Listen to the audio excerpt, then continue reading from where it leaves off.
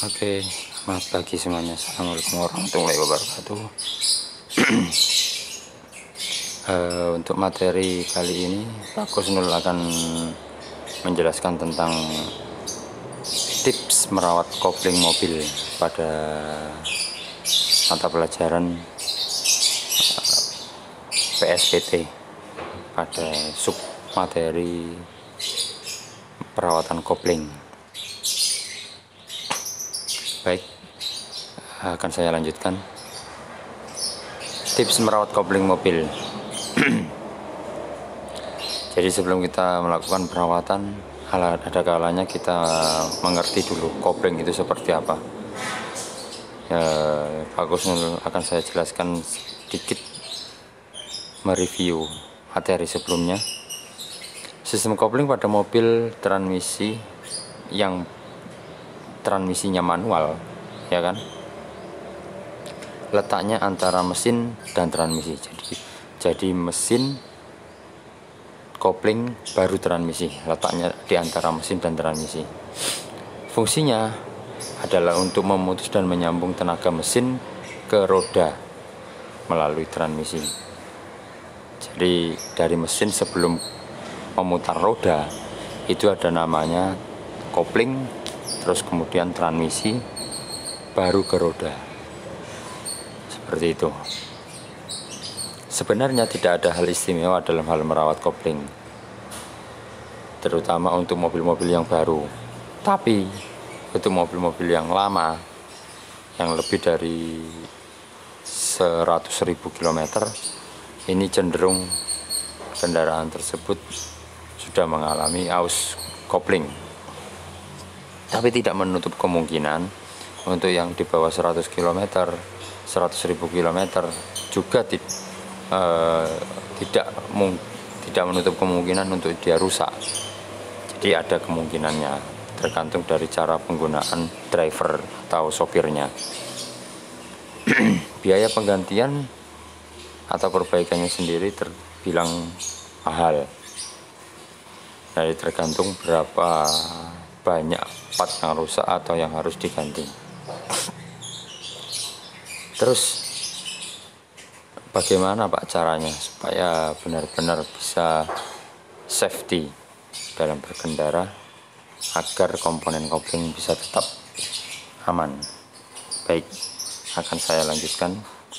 Yang pertama adalah hindari meletakkan kaki pada pedal kopling dalam waktu yang lama. Jadi kalau kalian punya kopling, kok kakinya kalian letakkan pada saat jalan, kalian letakkan di atas pedal, ini sangat berbahaya. Karena apa?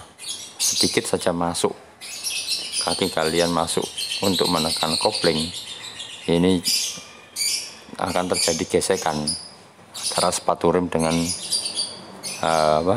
flywheelnya. Jadi kalau memang ditekan ya ditekan sekalian, kalau enggak sekalian. Bisa dipahami ya untuk yang ini. Ini penting saya jelaskan karena kalau kopling sudah habis atau sudah aus, ini enggak ada solusinya selain harus diganti. Beda dengan komponen-komponen lain yang contoh baterai kalau habis tenaganya masih bisa di charger atau di charge. Tapi kalau untuk kopling mau tidak mau harus diganti. Itu yang pertama, hindari meletakkan kaki pada pedal kopling dalam waktu yang lama.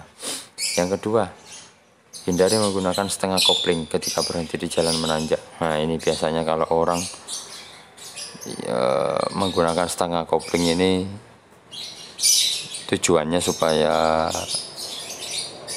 untuk memulainya ini tidak terlalu lama. Jadi kalau harus menggunakan handrem, ini berhenti di tengah, untuk memulainya ini agak sulit. Kenapa kok dikatakan sulit? Jadi kalau mobil itu kondisinya ditanjakan kok berhenti di tengah-tengah, ini kalau pedal koplingnya telat memasukkan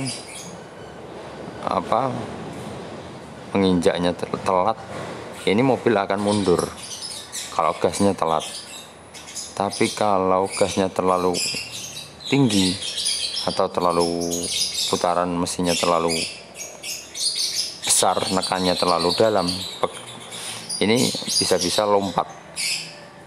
Jadi setengah kopling ini biasanya kalau driver-driver yang sudah terbiasa, ini setengah kopling tujuannya supaya dia tidak menggunakan handrem tapi masih bisa berhenti di tengah-tengah. Karena apa? Kopling masih main jalan setengah. Ini yang berbahaya. Berbahayanya juga karena apa? Kopling bergesekan terus. Jadi pedal kopling ini diputar terus, digesek terus menggunakan putaran mesin dia. Tapi tidak sampai menggerakkan roda karena antara main dan tidak main dia. Makanya dikatakan setengah kopling atau sebagian nyantol, sebagian tidak. Namanya setengah kopling. Berikutnya yang ketiga adalah tidak melepas kopling dengan cara kasar. Artinya kayak pembalap gitu. Jadi kalau terlalu kasar, melepasnya terlalu spontan, ini berbahaya. Karena apa? Di situ ada gigi-gigi transmisi yang terhubung dengan input shaftnya transmisi. Itu ada giginya. Itu hubungannya nanti masuk ke dalam kopling. Kopling bagian tengah plat kopling itu kan ada giginya itu. Jadi kalau dilepas ngaget, bisa-bisa rompal itu nanti giginya. Oke, berikutnya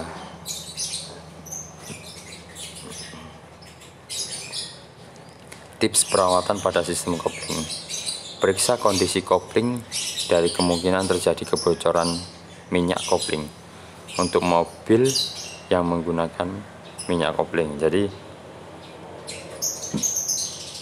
kalau master kopling itu ada di kap depan, kalau kapnya kalian buka ada master bening, wadahnya minyak rem, minyak kopling itu jadi satu.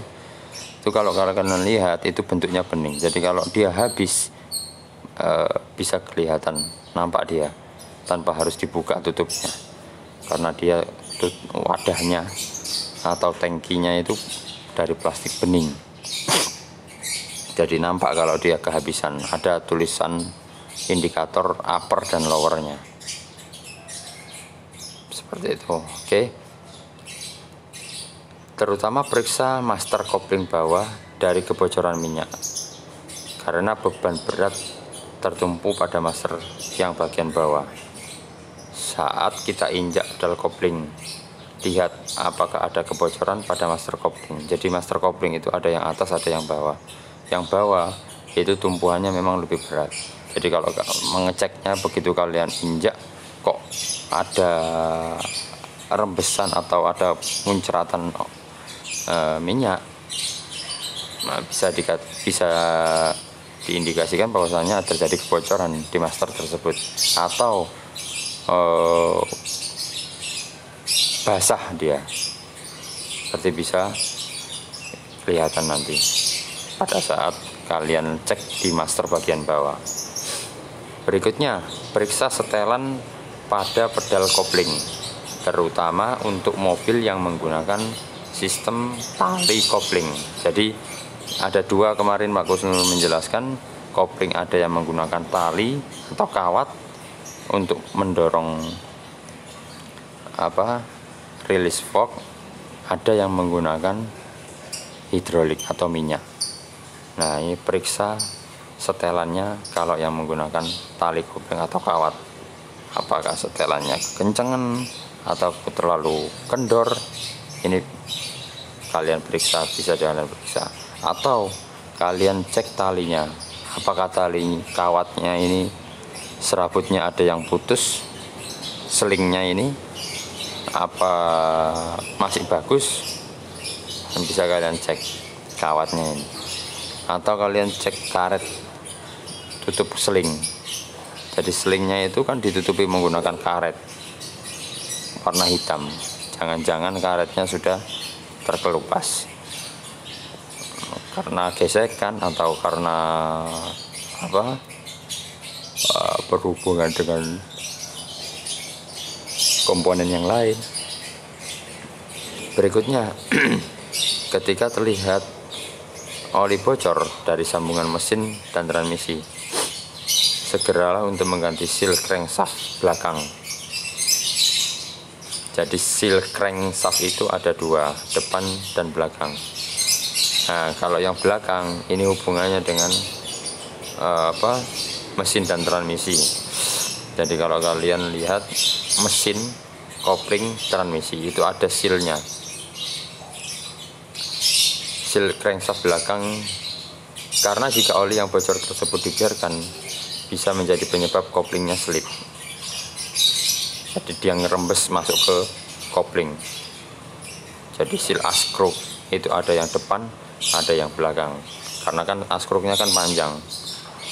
Nah, askruk yang panjang ini itu supaya dia tidak bocor oli di dalam mesin, itu ada namanya seal atau karetnya.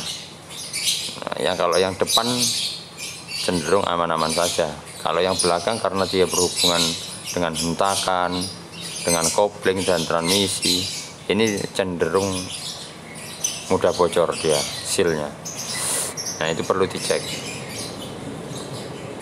Selain langkah-langkah tersebut di atas, periksa juga tekanan pada pedal kopling ketika kita sedang melakukan servis berkala.